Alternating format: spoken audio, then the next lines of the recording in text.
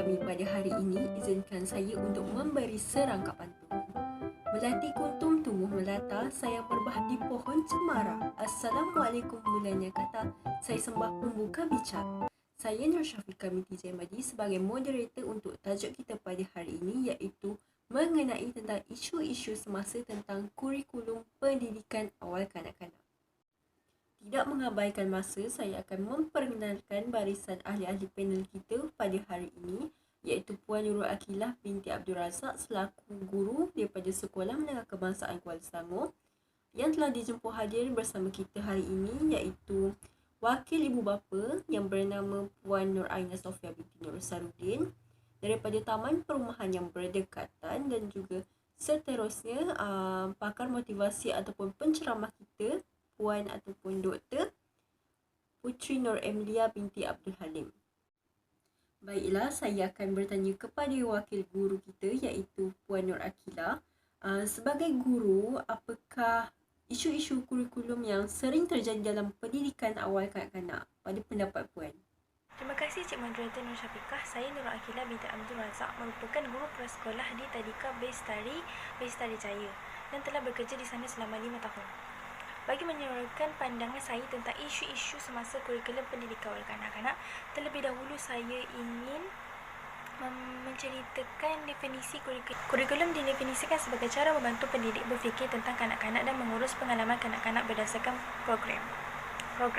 Kurikulum juga boleh dimaksudkan semua pengalaman yang berlaku di sekolah dan juga merupakan bentuk penulisan yang dirancang untuk pembelajaran.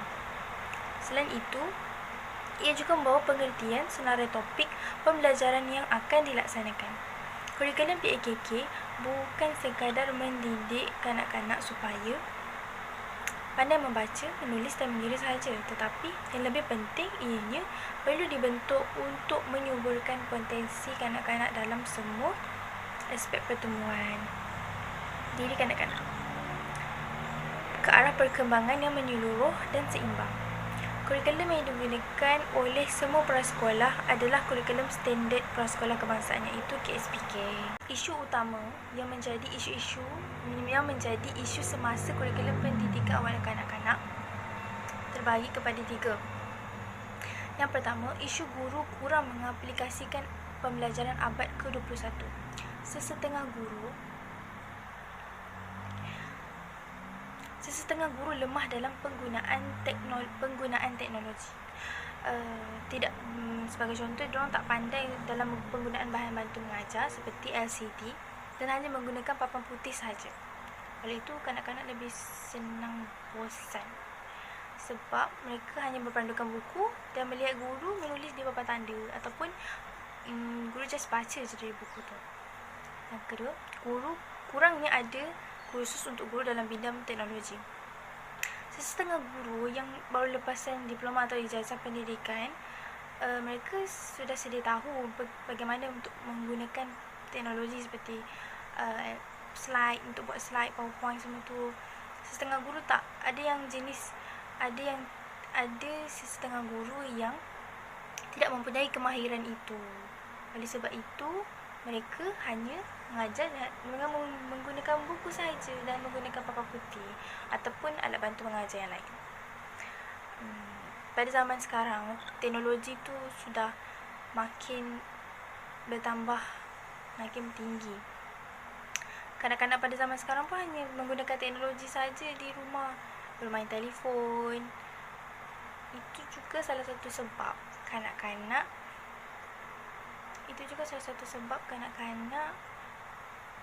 lebih gemar kepada penggunaan teknologi kerana mereka sudah dibesarkan daripada kecil dengan gadget.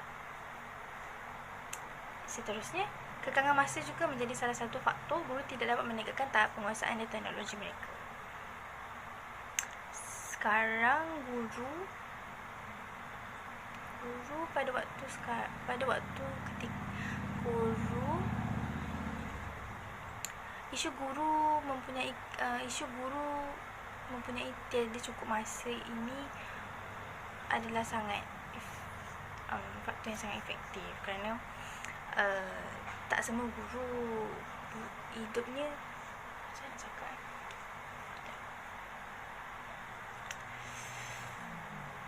Setiap guru mempunyai kehidupan seharian yang lain-lain. Ada sesetengah bujang dan ada sesetengah dah kahwin. So, kalau dah kahwin, guru ini selepas waktu habis sekolah, mereka pulang untuk menguruskan anak, menguruskan rumah dan sebagainya. Oleh sebab itu, kekangan masa tu tak ada. Terkadang lepas habis waktu sekolah, mereka mempunyai mesyuarat dan sebagainya. Seterusnya, pendekatan belajar melalui bermain. Ini pun guru sekarang kurang dalam penggunaan untuk pengajaran dan pembelajaran. Ini kerana apa? Main atau bermain secara amnya boleh didefinisikan sebagai aktiviti yang memberikan kepuasan dan kegembiraan kepada kanak-kanak. Kanak-kanak memang lumrah dia suka main. Dia tak akan lari daripada main. Kalau kita mengajar pun akan ada setengah kanak-kanak yang kacau kawan dia akan main. Kanak-kanak senang, mudah lari fokus. Lepas tu, kaitannya dengan pembelajaran dapat merangsangkan perkembangan bahasa. Bila mereka bermain, mereka banyak bertanya. Oleh sebab itu, jadi hal ini akan menyebabkan mereka akan lebih banyak bertanya dan perkembangan bahasa mereka lebih meluas. Antara kebaikan lain adalah menggalakkan imajinasi, memberi peluang kanak-kanak mencipta atau mencuba dan menggalakkan mereka bekerjasama dan bersosial. Bila bermain, mereka akan bercampur. Semua kanak-kanak saudara akan bersosial. Yang kedua, isu mengajar subjek bukan option dan luar bidang. Guru bukan option boleh diartikan sebagai guru yang mengajar satu subjek di luar bidang kepakaran mereka. Poin kedua, kebiasaan terjadi kerana sekolah itu kekurangan guru dan terpaksa mengambil guru yang bukan berkeleluasan yang sesuai. Terdapat beberapa implikasi yang pelajar hadapi, iaitu guru akan persediaan yang kurang rapi dan tidak teratur. Oleh itu, proses pengajaran dan pembelajaran PDP di dalam kelas akan mendorong guru menggunakan buku semata-mata sahaja. Dan ini akan menyebabkan kanak-kanak akan mudah bosan. Setiap kali waktu cikgu tu masuk, mereka akan bosan dan mereka akan membuat bising. Waktu guru itu sendiri, mereka tidak kreatif dalam menarik perhatian kanak-kanak. Seterusnya, poin yang kedua untuk implikasi adalah kurang terlatih mengajar suatu subjek. Menjadikan pendidikan yang diberikan itu tidak bermutu. Maksudnya macam subjek tu diajar, hanya ajar macam tu je, dia tak ada penerangan yang lebih detail. Murid pun akan lebih faham jika kita menerangkan dengan lebih jelas. Seterusnya, terlebih lagi jika pengajaran itu banyak menggunakan kemahiran. Terlebih lagi jika pengajaran itu banyak menggunakan kemahiran. Seperti kanak-kanak akan dalam sebuah aktiviti, kanak-kanak akan diasah dengan dua kemahiran, iaitu kemahiran motor halus dan kemahiran motor kasar. Kemahiran motor halus macam pergerakan, kemahiran motor kasar pergerakan lebih agresif. So, subjek-subjek ataupun aktiviti yang berkaitan kemahiran ini tidak boleh diajar dengan suka-suka. Kita perlu ada ilmu yang betul untuk merangsangkan kemahiran itu. So, bila anak murid tu bertanya ataupun ingin tahu sesuatu benda, guru dapat menjawab dengan jelas dan tidak ada akan berlaku permasalahan antara soalan tu dengan guru lah. Guru boleh jawab dengan elok lah. Lepas tu, hari sekali tahap penyampaian ilmu menjadi kurang efisien. Hal ini kerana ilmu yang difahami oleh pelajar hanya bersifat sekadar pengetahuan dan bukannya pemahaman yang mendalam terhadap sesuatu objek. Oleh sebab itu, guru yang tidak dapat pendedahan meluas tentang subjek yang diajar akan menghadapi kesukaran untuk menyampaikan dengan baik. Sekian, terima kasih. Terima kasih atas jawapan Cikgu Akila sebentar tadi. Idea yang sangat bernas dan juga pendapat yang sangat baik ya Cikgu. Seterusnya, tanpa melengahkan masa, saya akan mengajukan soalan kepada Puan Aina ya. Sebagai ibu bapa, bagaimanakah cara anda bagi memainkan peranan yang sangat penting, peranan penting dalam pembelajaran anak-anak? Assalamualaikum. Sebagai Ibu bapa, terdapat beberapa peranan yang sangat penting dalam pembelajaran anak-anak kita ketika berada di rumah. Sebagai ibu bapa, kita sentiasalah memastikan anak-anak mendapat didikan yang baik. Antaranya, saya telah menyediakan persekitaran yang sihat untuk mereka kerana rumah yang kita sediakan perlu mendapat sokongan dari segi fizikal dan emosi anak-anak. Selain itu, kita juga haruslah sentiasa memberi motivasi kepada anak-anak kerana apabila adanya sokongan dan dorongan daripada kita, ia dapat membantu untuk memberikan keyakinan diri dan kekuatan anak-anak supaya mendapat didikan yang baik. Akhir sekali, kita sebagai ibu bapa juga sentiasalah meluangkan masa dengan anak-anak. Contohnya, menyediakan waktu bermain untuk mereka. Anak-anak ini belajar melalui bermain kerana kanak-kanak dapat menguasai perkembangan dan kemahiran fizikal daripada bermain. Baiklah, terima kasih kepada Puan Aina atas jawapan ataupun cadangan yang diberi.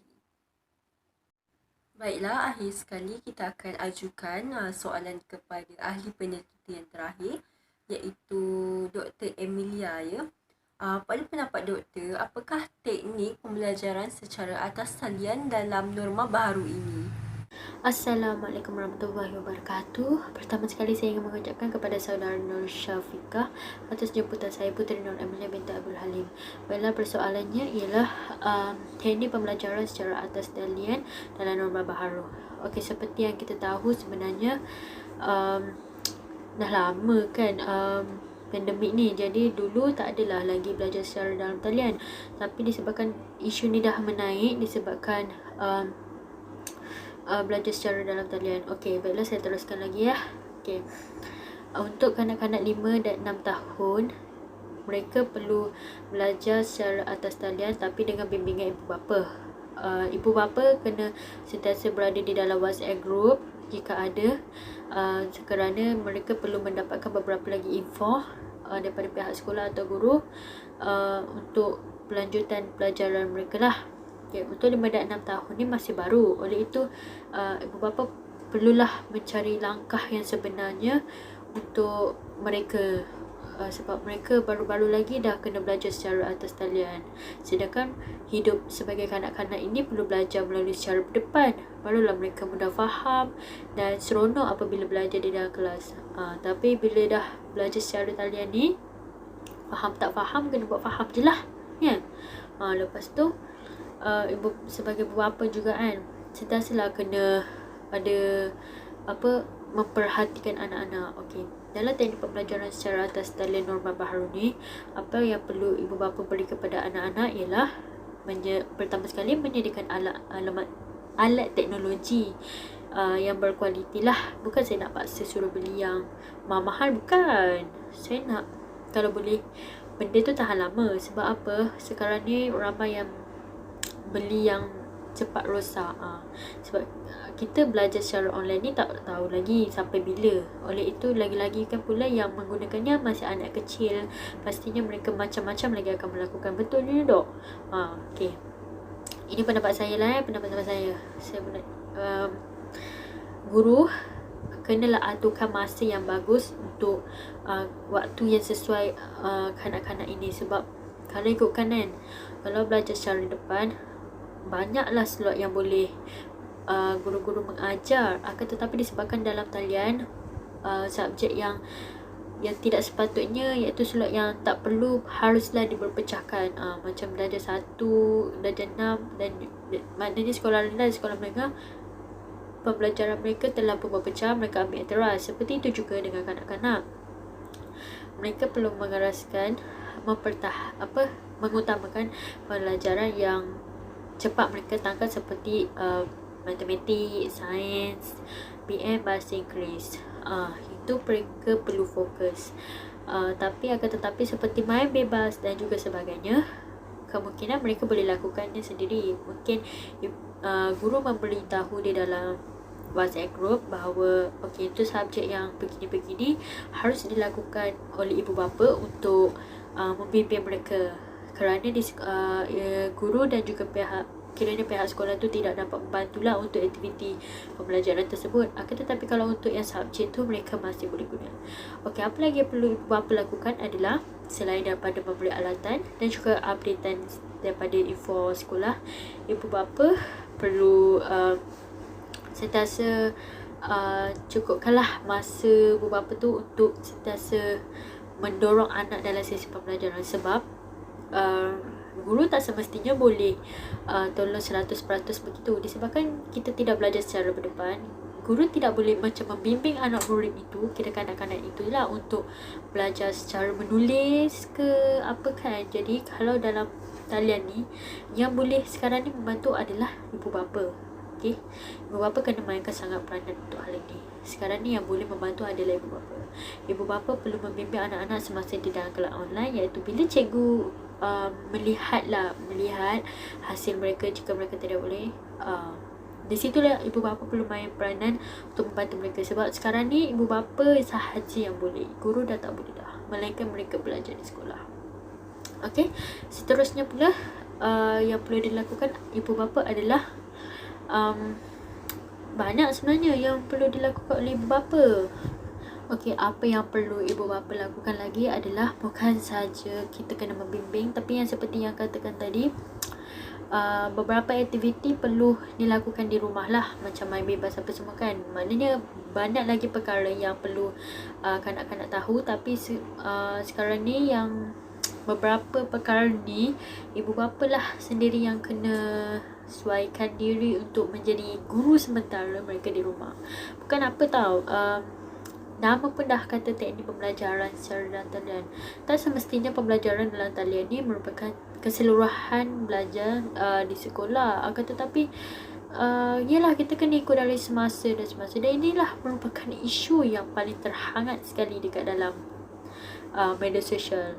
Sebab ada setengah ibu bapa yang tak tahu apa yang perlu dilakukan apabila seseorang guru itu atau pihak sekolah menyuruh.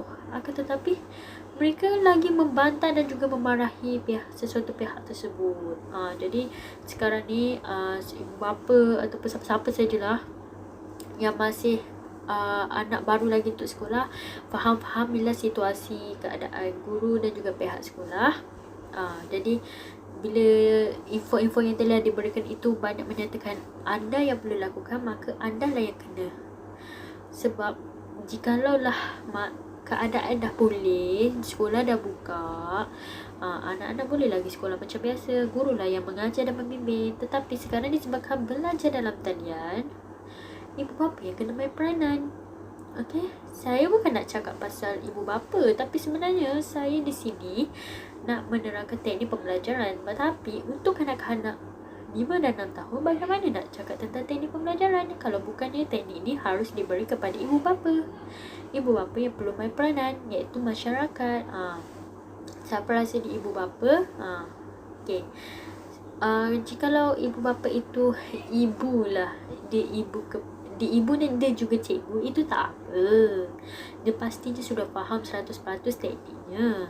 Tetapi ini yang ibu baru yang ada masih anak yang nak sekolah, itu yang saya memperkehadapankan dan memperkatakan ni. Sekarang ni kita tak boleh nak cakap apa tahu. Jangan cik kata cikgu makan gaji buta. Okey, ni sebab dah belajar dalam talian ni, kira kita kena bersyukur yang cikgu dah mengajar. Setengah ibu bapa dah tak hormati cikgu dah. Kalau dah tak hormati dah, apa kata dia mengajar sendiri anak dia? Tak payah susah-susah lah nak masuk WhatsApp group, nak ambil tahu tentang perkembangan anak dia belajar, subjek yang perlu belajar. Tak payah. Kalau dah ada setengahnya yang dah tak pedulikan pada cikgu ataupun mana-mana pihak. Okey. Jadi teknik pembelajaran ni perlu diberikan pada ibu bapa lah. Okey. Guru-guru pun perlu memainkan peranan dalam teknik ni. Sebab ada setengah guru pun dia pun tak nak beri apa-apa sembarang info lah kepada ibu bapa. Manalah ibu bapa tak bengang macam tu kalau pihak sana pun tak bagi info kan. Memang ada setengahnya betul, ada setengahnya tidak.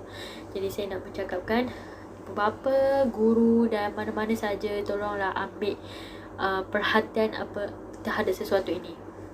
Okay. Teknik pembelajaran secara atas talian ni bunyi je teknik, tapi sebenarnya bukan teknik pun. Sebenarnya dia ni, saya kat sini nak cakap tentang apa tindakan yang perlu ibu bapa ataupun guru-guru lakukan terhadap keadaan semasa ni. Sebab isu ni dah jadi isu kurikulum tau. Dia dah jadi isu ni besar. Media sosial pun dah berlambak, kadang masuk ke keratan akhbar, televisyen kan, mana-mana semua dah ada dah.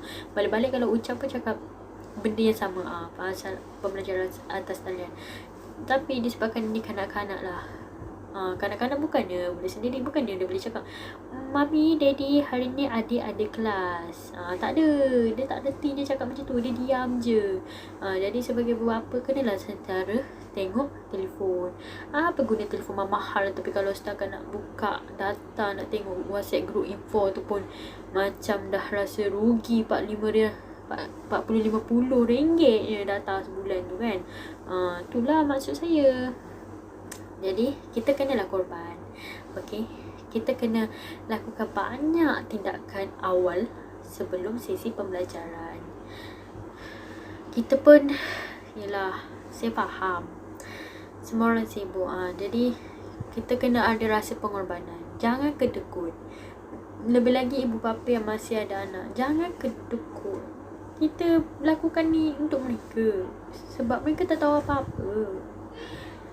Sebab itu ada setengah ibu kata, kau nak belajar, tak nak belajar, sudah, mak tak peduli pun.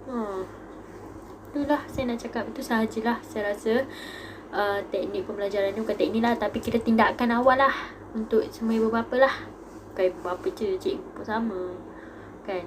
Sebenarnya semua orang lah, untuk semua orang. Okay, saya tahu benda ni penting untuk semua keluarga yang ada anak. Kalau keluarga yang tak ada anak tu tak apa, ni yang dah ada anak. Okay, saya harap benda-benda macam ni korang, semua orang main peranan lah. Jangan nak salahkan orang tu, jangan nak salahkan orang ni. Salahkan diri sendiri sebab tak nak ambil peduli. Cikgu apa semua dah bagi info, tak nak buka. Yang setengah pula, ibu bapa dah boleh tanya dalam WhatsApp group, cikgu pula tak peduli.